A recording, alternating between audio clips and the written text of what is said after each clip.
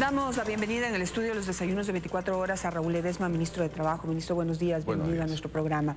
Bueno, quisiera conversar sobre dos temas con usted. Empecemos por el tema de la desvinculación ya efectiva de entre 900 y 1.500 empleados del sector público para cumplir con la decisión o la orden presidencial de reducir el gasto público. ¿Cómo se está desempeñando ese proceso? Bueno, en realidad no son exactamente 900 o 1.500, eso va a tener como consecuencia el análisis del perfil de puestos y la duplicidad de espacios. ¿A qué me refiero? Primero, sobre todo el jerárquico superior. Es decir, no pueden haber dos directores de talento humano, dos directores de asesoría jurídica, dos directores contables. Eso es algo que se va a eliminar y hoy día, por supuesto, existe. Eso sobre todo en la fusión de Eso en las fusiones, sin duda alguna, eso tiene que ocurrir. Y luego hay espacios dentro de las direcciones, subsecretarías, viceministerios inclusive, que también pudieran haber ya en la parte administrativa duplicidad de funciones, ya no solo de jerárquico superior, pero eso es materia que ya está realizándose de un proceso de evaluación minucioso, puesto por puesto, para identificar dónde existe esta duplicidad y poder enviar a estas personas a una base de elegibles que pudieran ir a otros ministerios, pudieran ir a otras empresas públicas o pudieran pasar al sector privado. Ese es un proceso. No tenemos una estimación exacta si son 900, 1.500 o 600. Decir, digamos, anticiparse una cifra sería un poco audaz, pero sí van a ser obviamente una base de 500, 600 personas probablemente. Pero si usted me habla de 500, 600, ya no se estaría cumpliendo con el cometido o el objetivo del gobierno nacional de reducir en determinado rubro el gasto público. Y ahí sí estaría complicándose la cosa, porque lo que se necesita es que se reduzca el gasto público, si no, como se hacía una comparación, lo que van a reducir en el tema, o lo que se va a ahorrar en el tema de incrementando el costo del combustible, equivale a 10 días de sueldos del sector público, 300 millones de dólares. Entonces, bueno, lo que pasa es que hay que colaborar más. Claro, lo que pasa es que, digamos, el gobierno nacional, el presidente Moreno, desde el decreto de austeridad ya se han hecho importantes sacrificios, que por pequeño que parezcan han ido contribuyendo. Por ejemplo, el decreto de austeridad terminó recaudando un promedio de 500 millones de dólares al año. En ese decreto, recordemos, se eliminaron más de 13.000 vacantes. 13.000 vacantes que pudieron haberse llenado, probablemente sin necesidad alguna, como hoy día podemos verificar. Si no se llenaron y el Estado siguió proveyendo de servicios sociales de manera tanto en calidad como en cantidad. Ese fue, digamos, ese decreto que incluyó uso de vehículos, viáticos, etcétera, habría que contabilizarlo dentro de este gran espacio de sacrificio. Luego, las fusiones, digamos, tener de 40 y más, bajar a 20 instituciones fortalecidas, no es menor sacrificio. Que puede ser 500, 600, 900, yo creo que sí se va a completar y quizás se supere los valores esperados, porque también dentro de este análisis hay que analizar los contratos ocasionales, hay que analizar los nombramientos provisionales. Todo eso es materia de un concurso de méritos y oposición que este año son en un número de, me parece, 31.000 concursos, que se van a centralizar desde el Ministerio de Trabajo para que ya no haya esta denuncia que el que hace el concurso pone a dedo al amigo, al pariente, a lo que sea, ¿no? Incluso vamos a tener el acompañamiento del Consejo de Participación, el acompañamiento de Contraloría, también para estos concursos de mérito de oposición, transparente. Los mejores ecuatorianos sirviendo a los ecuatorianos. Y estos concursos, estamos hablando de 140.000 personas, 140.000 espacios, que habría que analizar de esos espacios, primero los que tienen derecho a ganar su estabilidad, que son los nombramientos provisionales, casi 70.000 nombramientos provisionales. Pero luego están los contratos ocasionales que hemos pedido a cada ministro que haga un análisis exhaustivo de cuáles tienen que seguir, digamos, y convertirse en provisionales para luego en definitivos. Allí también podrá haber un importante valor, una importante suma, dependiendo de las necesidades de cada ministerio. Yo creo, con optimismo, estoy convencido, de que sí vamos a completar las expectativas del presidente de la República con respecto a la optimización. Pero este proceso de optimización es eso, no es votar gente. No se trata de eliminar, de votar por ahorrar y por darle gusto a determinado, como dice algún grupo sindical, algún sindicalista, por darle gusto a una institución financiera internacional o a una... No, de ninguna manera. Se trata de ordenar el Ecuador. Pero es que no podemos seguir viviendo el desorden en el que estamos. Y en esa lógica va también la propuesta de los subsidios, de las medidas económicas que se han propuesto. Y quiero decir, yo he sido parte de una serie de mesas de diálogo con los sectores que van a verse afectados de manera directa. No con los más pobres, más bien con los que más tienen, con el sector productivo fundamentalmente. Y quiero decirle, no sin anticiparme aquello, ya harán las vocerías respectivas, que los diálogos han tenido excelentes resultados. Y la gente con patriotismo, tanto el sector productivo como el gobierno nacional, con patriotismo han llegado a acuerdos que creo sí son y serán históricos reconocidos. ¿Qué ha pasado con el tema laboral?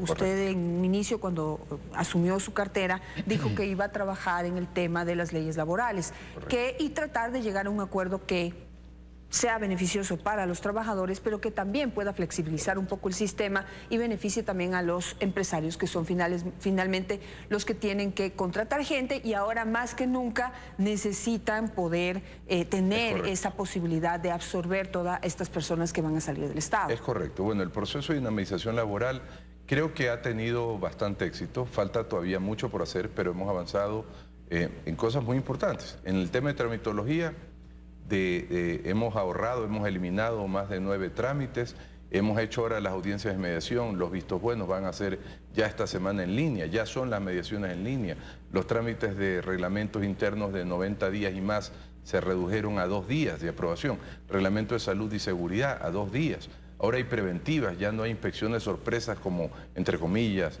antes ocurría, antes en todos los gobiernos, no necesariamente en el anterior.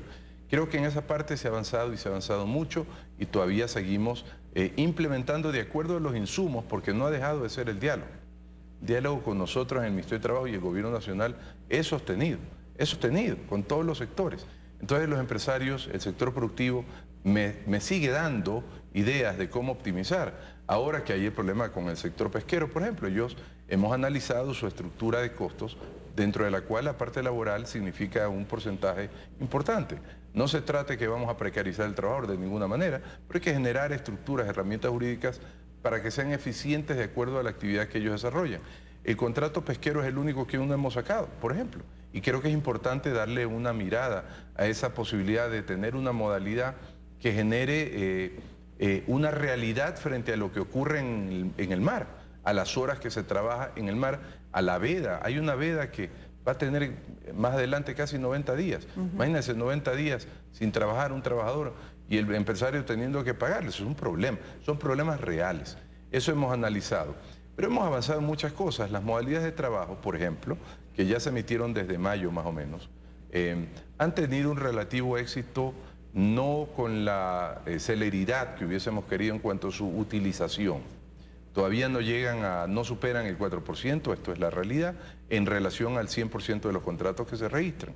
Sin embargo, sí nos tranquiliza, no nos satisface, pero nos tranquiliza el hecho de que ¿cuál era la preocupación de los sectores sindicales? La migración laboral. Usted lo recordará, hubieron varias entrevistas sobre aquello, es decir, que de un contrato indefinido se pase a una de estas modalidades temporales, ¿cierto? Esa era la preocupación.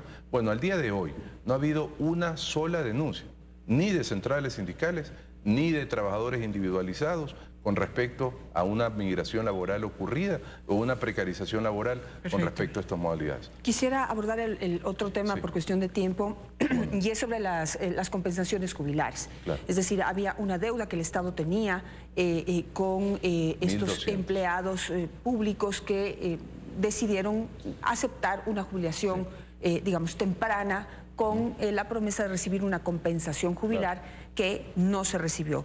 Muchos, sobre todo maestros, los presentamos, ministro, aquí en el programa, algunos casos de maestros que estaban con enfermedades catastróficas y murieron sin recibir esa compensación. ¿Cómo va ese pago de esa deuda? Bueno, es correcto. Nosotros recibimos, este gobierno recibió una deuda de 1.250 millones en números grandes, de lo cual no se había pagado casi absolutamente nada desde el año, inclusive 2008, una deuda de casi 10 años. Y no había un centavo para pagar esto, no había $1 para pagarlo. Se hizo un proceso muy acucioso de verificación de saldos presupuestarios, ejecuciones no realizadas, y se ha venido pagando hasta hace el mes pasado, se terminó con los últimos fondos de esos pagos, con 626 millones aproximadamente, números redondos de nuevo, Y hasta diciembre, gracias al trabajo del ministro de Finanzas, debo reconocerlo, esa disposición que tiene ahora el Ministerio de Economía y Finanzas, se han conseguido casi 100 millones, 97 millones más para pagar hasta diciembre. Lo que significa que de 24.000 personas que tenía esta deuda el Estado, esta falta de reconocimiento jubilar, vamos a terminar hasta diciembre con 14.000 personas pagadas. Por supuesto, algunas son herederos. ¡Qué vergüenza! Qué vergüenza que el Ecuador haya tenido que pagar herederos y no a la persona en vida.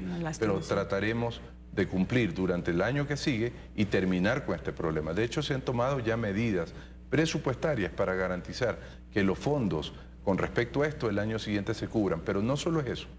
No solo es eso, y los jubilados lo saben. Habían dos problemas aquí. La deuda sí, pero había el acuerdo 94.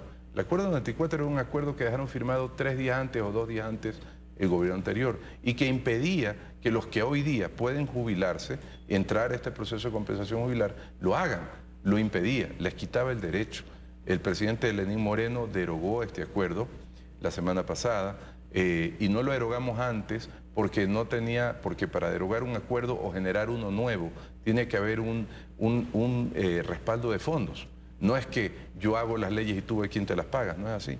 Entonces nosotros con responsabilidad del presidente Moreno, sí, se derogó el acuerdo después de poco más de 1 año y medio, pero este acuerdo, ahora el nuevo, garantiza la posibilidad no solo de que se sigan jubilando, sino que cobren de manera planificada, como dice la ley y la Constitución, planificada y luego con certificación presupuestaria el año siguiente la compensación jubilar, de manera que este problema no vuelva a pasar jamás. Son 24.000 personas acumuladas desde el año 2008. No es que este es un problema de un año. Por año esto es un tema que representa cerca de 200, 300 millones de dólares, no 1.250, que creo que en esto también hay que reconocer y solo un poco en atención al tiempo decir a todos los que nos escuchan que el proceso que lleva el gobierno del presidente Lenín Moreno no se trata de que lo feliciten ni se trata de que se va a arreglar el Ecuador en su integralidad. Lo hemos conversado con el sector productivo y yo con los trabajadores. Se trata de dejar con su colaboración, con la colaboración de todos los ecuatorianos. Esto no es lírico, esto es una realidad, ¿verdad? Dejar un Ecuador encauzado, enrumbado para que el siguiente presidente, sea quien sea, no tenga el desastre que recibió el presidente Lenín Moreno. Eso es la responsabilidad, no, aquí no hay politiquería. Y se van a tomar las medidas, por duras que sean, siempre y cuando sean las correctas. Bueno, pues estaremos pendientes de ellas entonces. Muchísimas gracias, ministro, por estar esta mañana con nosotros.